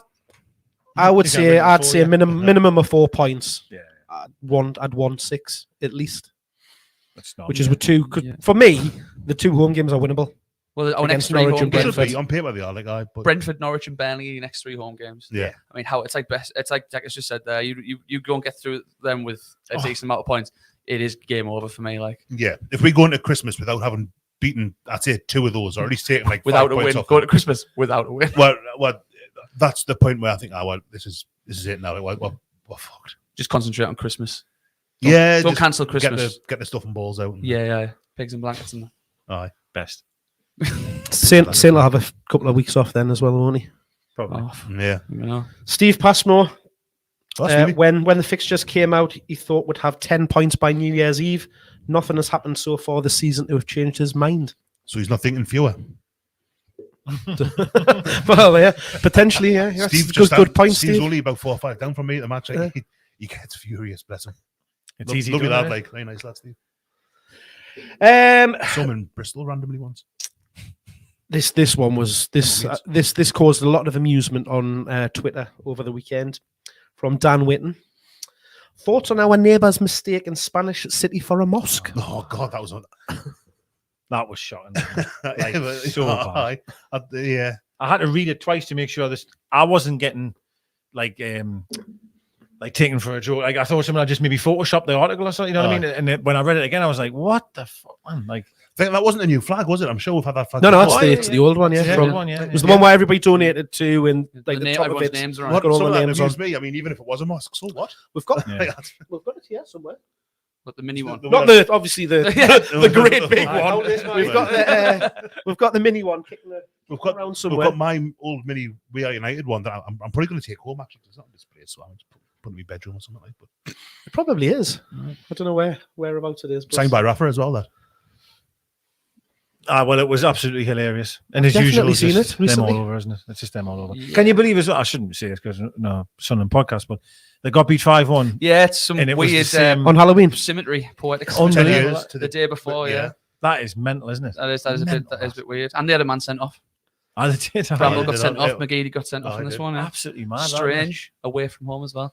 And it's weird how football. And Rotherham just as good as what we are now. So. Yeah, Graham- yeah. probably not right. Actually. One of our good members, Graham Dougal. So Graham would like, I want a name from each one of yous. One realistic target you'd like to sign in January. What is realistic though? You know what I mean? It's tough. Like. Define Re- realistic. realistic, not like I'm thinking that's not a a massive name, huge money Yeah. token signing. Like not the obviously everybody talks about the Man City takeover and it's Yeah. Robinho is So- that But even then, that big signing, wasn't it? Whereas they bought a lot of other Rocky Santa like Cruz, players James that Milner. had been around and about and or were up and coming and that kind of thing. So If we could get Van der Beek on loan, I'd be absolutely over the moon. But that's a proper that's me being really optimistic. And obviously we've been linked with Tarkovsky, which I think he's better than what we've got now. So we need some shoring up in that centre half area. Well, I'm definitely going to answer the question, 100%. So give us the person that you would like to sign, I think is realistic, but what's the position you would like to strengthen? Because that might be a different person. You might Centre midfield all day. yeah, long. me as well. Okay. That's mine. I think we need two. We need two centre midfielders who can pass the ball. Like I know John Joe Shelby's there, but I'm done with him. If Van der Beek, that's the massive Top end, you think? top end. I Yeah, think the top end is him or Lingard would be top end. yeah. But I mean, he's not really centre mid, but Yeah, but I think that's he's a played bit more attacking centre Yeah, attacking if we midfielder. brought Not him playing in, number 10, that would show yeah. that we'd be changing our bloody formation for sure. But I mean, I'm trying to think of any other centre mids who might come, but the thing is, if you get someone, you can get the most out of Willock as well. yeah, I think that's something that we mentioned earlier about Willock kind of being now he's not been the player he was last season. He's been playing a bit too deep, and he is this young, exciting, and his timing of runs in the box last season was phenomenal, unreal. brilliant, and he's capable of that. And if you can get someone that can play him, let him play with a bit more freedom, get a bit further forward, and he becomes worth the 28 million. 25 million that they paid for him. Yeah. So yeah, someone who can play a bit deeper. But I don't have a name. I don't know, but a very good, whoever the modern day Claude Makelele is. Leon Goretzka, someone who he's a bit behind the sky, like. But Tielemans I'd love, but he's probably a little bit too. Yeah, I'd love him. I mean, I've been looking at videos where people have been talking about players at their end who were out of contract at the end of the season. There is some tasty prospects there, but again, Ward Prowse's name kept getting mentioned all the time as Yeah. well. yeah, apparently he's like a top target, and I'm like, but again, you have he to wouldn't because leave there. he's just signed a 4-year deal, Yeah. so you'd have to literally pay above and I beyond don't to get him in. I think he's I a like him marquee as signing, isn't he? Yeah, Rather yeah. than a What Prowse, you realistic one. reckon? Yeah, I like Ruben Neves at Wolves as well, but you're obsessed with him. I love him. You do. I think I do. he's He's a brilliant. good Just because he's a little bit sexy. A little bit. Oh, he is like. No, I'm serious. Well, No, no, it's because he's got a foot like a traction engine. Yeah. we haven't. Hey, do you know he hasn't really scored? I can't remember. He said the stat was he hasn't scored from outside the box in like a Did season. not No. score a free kick against Villa, the winner. It was heavily deflected, However. like, but Yeah, Well, I think centre midfield, I agree with you totally. I think centre half, if we play the right people, we'll be all right. Yeah. I think centre half midfield's who is the issue in terms of who you can bring in. It's difficult to say at the minute who you can attract. because it is, But- isn't it strange? Yeah. Now we're in this Tough. position because of where we are in the league. You're like, we can't like start laughing and saying, "Oh, we can buy anyone." It's like No. we can't, No. because you could end up spending a boatload of money on people. I aren't would- worth it. I would take even likes of Chowdhury now. We wouldn't pay the million. I'd probably take him alongside. Finally pay that loan fee. Pay the loan fee. Imagine you got Which Chowdhury Which and is Van der 100 Beek, for times more example. now. you would improve them. Oh, cool. You would improve them, 100%. definitely. You would. 100%. If you take him and say you got Van der Beek on loan, that's two I'm mentioning. Maybe you buy him for 20 million. Now it is take Chowdhury, take Tielemans, take Brendan Rodgers, Jamie Vardy, Johnny Evans, Kasper Schmeichel. Fuck Leicester. But Well, yeah, so speaking of Leicester players, Steve Passmore again. He One, doesn't play for Leicester. I thought you were going to say Steve Claridge there. No, he wants Steve to know, Guppy's on the line. he wants to know if anybody would bring Perez back. Aye. I would kind of believe I'm going to say it. I probably would. Absolutely fucking not. I would take him back just for the people that would upset. Me. You. Yeah. Predominantly. Would definitely upset me. I would. I would have took Moses Sissoko back. That's how bad I was feeling about everything. But yeah, no. But Perez. Sorry, Decker. No, I was going to say Perez. He's an improvement on what's there now. Like if you're looking at someone playing in that role, kind of off a front man. Bring Rondon back as well. Let's get the whole gang back together. Yeah. There are Everton fans were kicking off with him, aren't they? He starts running all the time. That's not a good start. Oh, they were going berserk. Looks like he's lost a lot of weight. Yeah, he's just so damn slow. Bless him. Like I feel, Yeah. Imagine Callum Wilson playing off him. Ooh.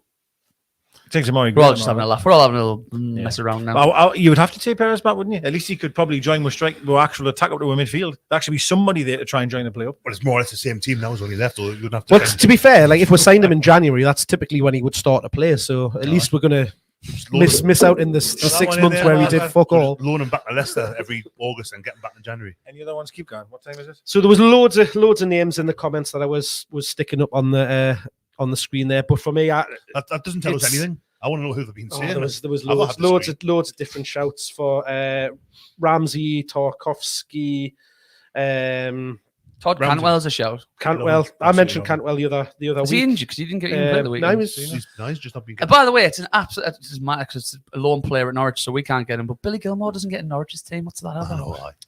Apparently, it's attitude though. If you, according to the Norwich manager, the player who I wanted from watching him at West Brom was the only one in that big Sam was that Gallagher. And then he quality, hasn't he? Brilliant. How good's he been? He's such a good player. He's a bit like Cantwell, if I'm honest. I think they're quite similar.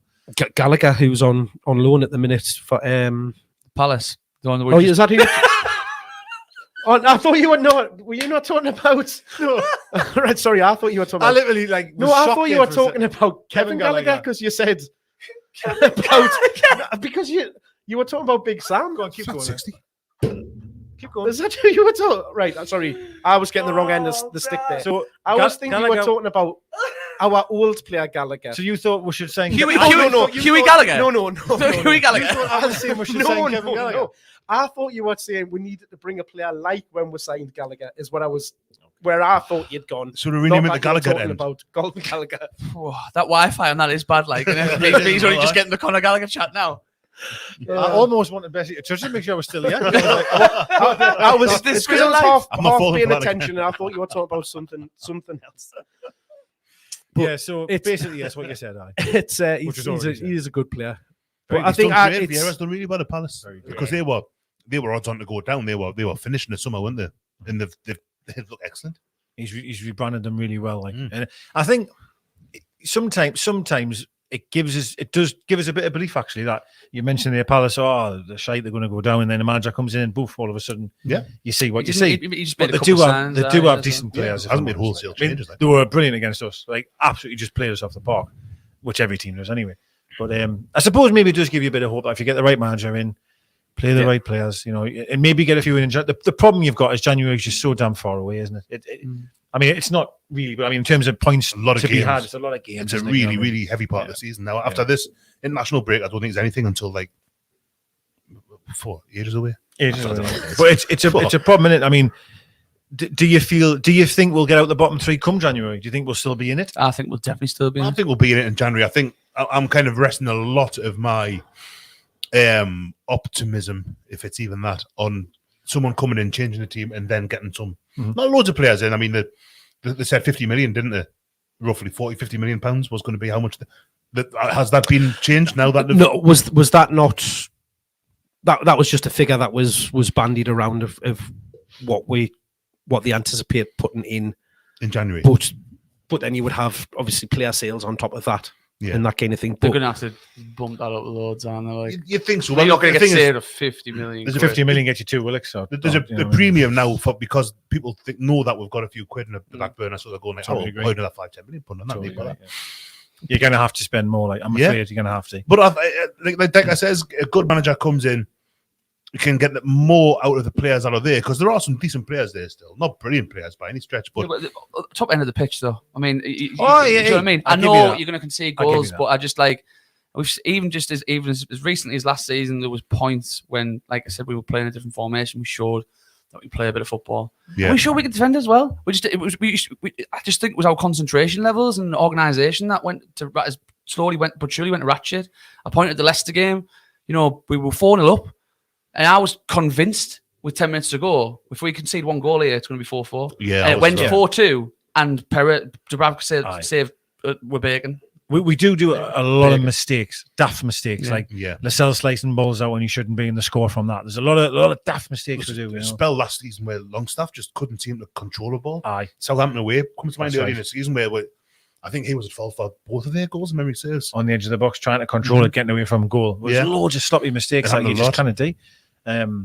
And of course as well. I mean, the defense has been shambolic, but when you are sitting deep as we are for 90 minutes, you're asking a lot of them. Like, I mean, people used to sometimes have a go at Dubravka a lot of times for mistakes he might have done. And I used to try and defend him and say, but we're sitting on his arse for 90 minutes in a game. Yeah. He's gonna do the odd clanger because we're sitting on his backside the whole game. And maybe if we get a new manager and we'll actually keep the ball for longer than 5 minutes, well, we actually don't keep the ball for 5 minutes at all. If we keep the ball for longer than a minute, to give, to try and get our attacking players in the right area of the field. Definitely Almiron, Saint, Wilson. Of course, Willock coming in late. Them four alone can hurt teams. No, yeah. Absolutely no doubt about it. But we just never see it, do we? We'll see it in pockets where, I mean, look at the Palace game. It took Wilson an overhead kick to score. Aye, The only chance he had. Absolute moment of magic. Of magic. And that's when you've got a player like Wilson, we should be giving him 2, maybe 3 chances a game minimum. Yeah. Well, there you go. That's what I'll say. Formation, that needs changing. And I can't remember who in the chat just said something there, so I apologise. But they said the spine of the team. Spine of the team, centre halves, centre mids. Yep. And even if they do it, bring one. They're going to probably want to bring in something attacking wise, whether that's a wide forward or a forward or number 10 or whatever. As a statement, you think? Just like something a bit exciting as an option. Because our option now is just Joe Linton or Murphy, really, when if Willock starts. So you've got Almiron, Saint, Wilson, Willock. They're your 4 sort of players who are going to cause a bit of chew, like you've said. And if nothing happens, Joe Linton comes on or Murphy comes on.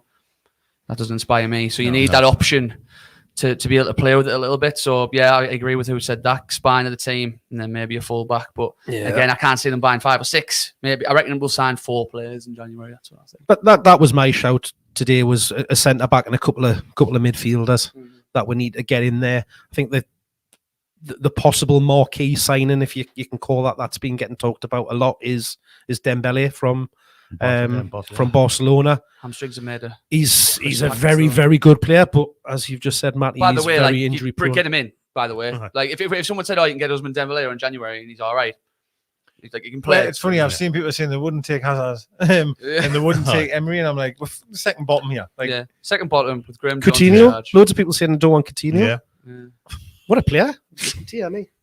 I've heard people say they don't want Kevin Gallagher. I mean, what's that? Hey, great player for Palace. Him. Yeah, he's good. He's all right. But we've been going over for just over an hour and a bit now, lads. So I think we're just about done, unless anybody's got any final points they'd like to discuss or any final burning questions in the comments. Well, I just want, would you be happy with Emery? Yes or no? Yeah. Yeah. He's not my choice. Oh, I think Just for everybody out there, Favre is my choice. Favre. Manny, Emery, yes or no? Yes.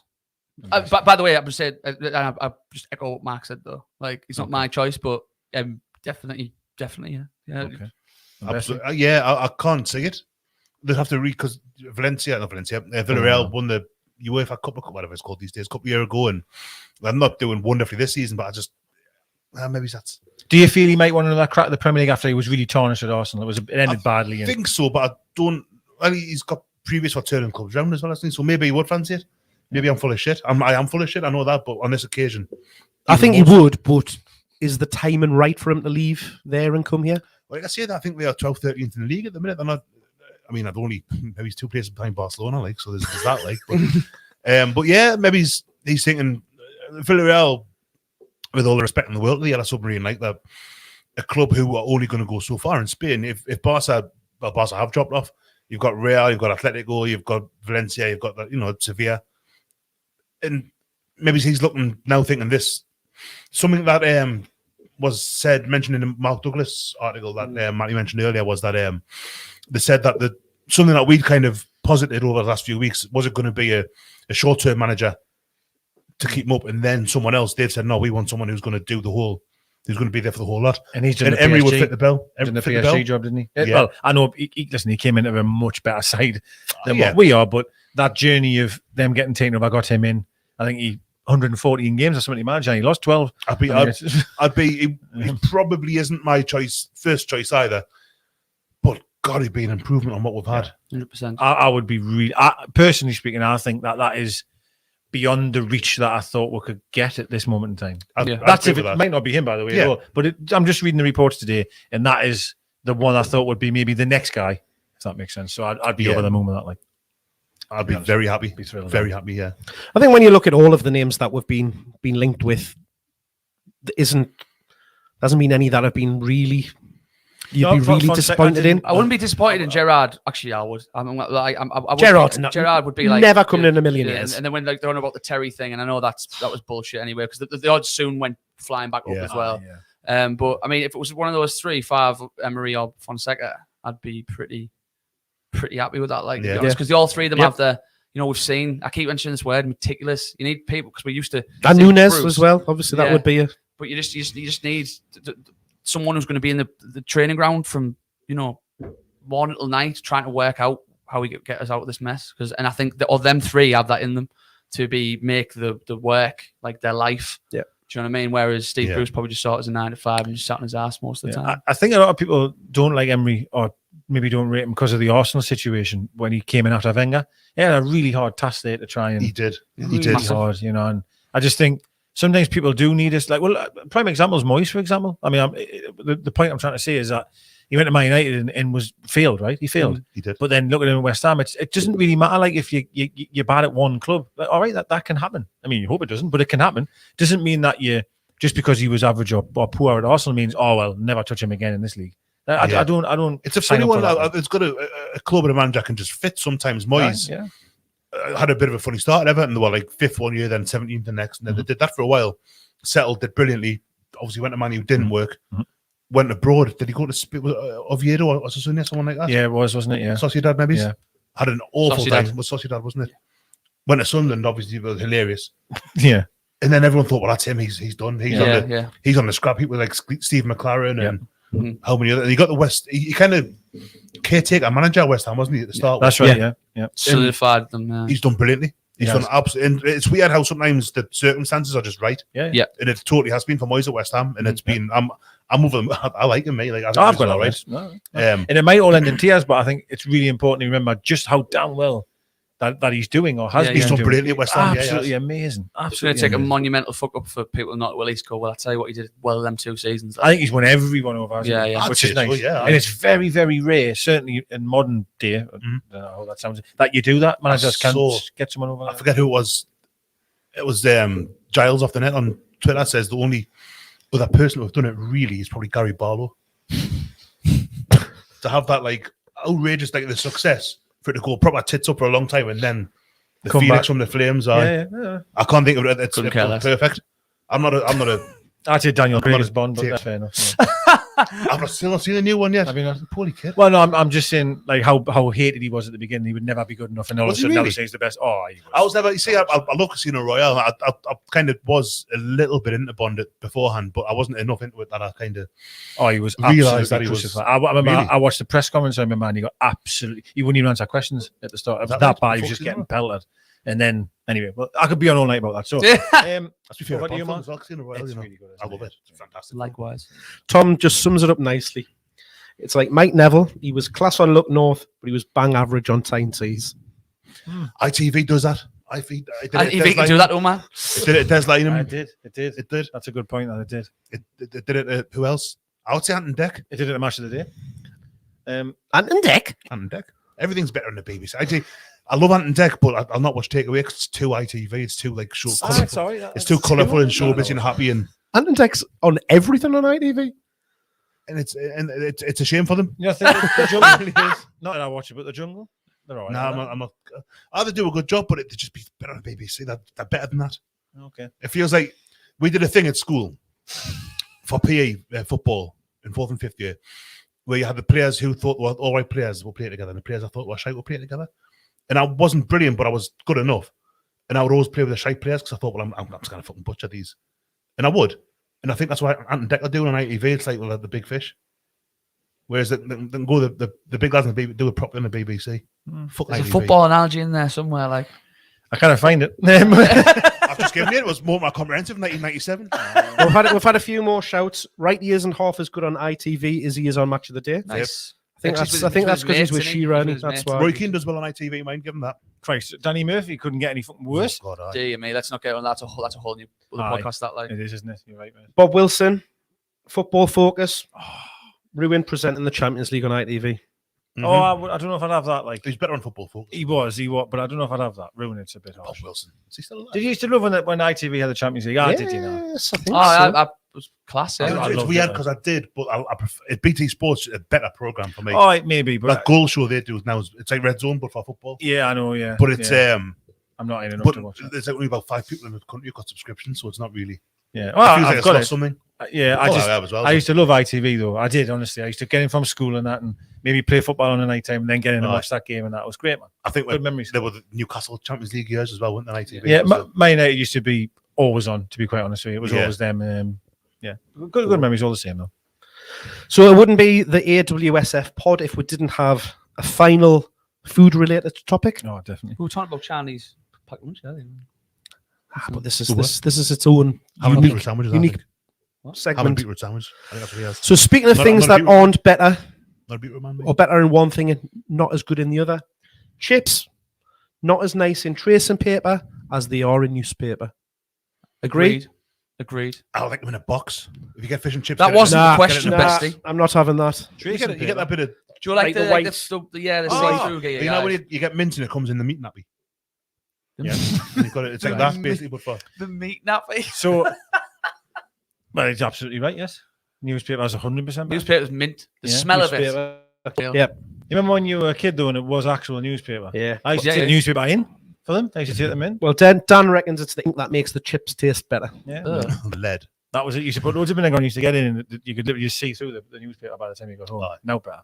I'm not having that. I'm now Tastes hungry. better in boxes. See, Like so you had like tits and that on Lush. the chips. It's now. really good. It's on With, your chips. if you get I like a fish and chips fish in a and chips, fish and that's what I'm chips saying, box. fish and chips in a Yeah, box. yeah, I'll give you a that. carton of mushy peas, a couple of things of tartar sauce where you got that little bit that tears off. I went to that Burgers and Fries the other day. I was there on Saturday. It was great. Really nice. Oh, that's epic. Really nice. Aye. But we're not Have you had sponsored by them, but Have it you is had very the, nice. The double Big Mac yet? No.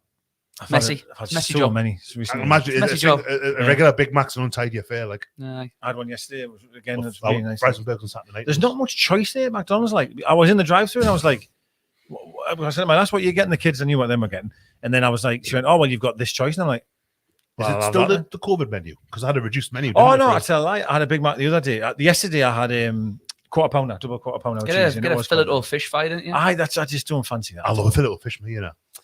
I once used to get one on Good Friday for my mum. Mum's a bit religious, Fair play. and she didn't like people eating meat. So, Marty knows. but my mum not like to eat meat. No. Hang on. It's a revelation. This is going back to Graham Jones's wife and Federico Fernandez. It's all yes. happening here. Like, It is, yeah. Federico Fernandez has been shagging my mum. Jones's mum, wife, Jones's Allegedly. Jones's mum wife. Allegedly. wife, yeah. if he's mama tits. And he's got tits. And on that bombshell, thank you everybody for joining in us tonight, for all of your questions and comments, keeping us entertained. As Alan St. Maximum is saying on your screen now, make sure you hit that like button, the little thumbs up, and hit that. Have we got him saying that now? Absolutely. Fuck me. Hit the little bell icon and subscribe if you don't already. Get your notifications turned on and get amongst it. So thank you for joining us tonight on the AWSF podcast, sponsored by our good friends at PT4U,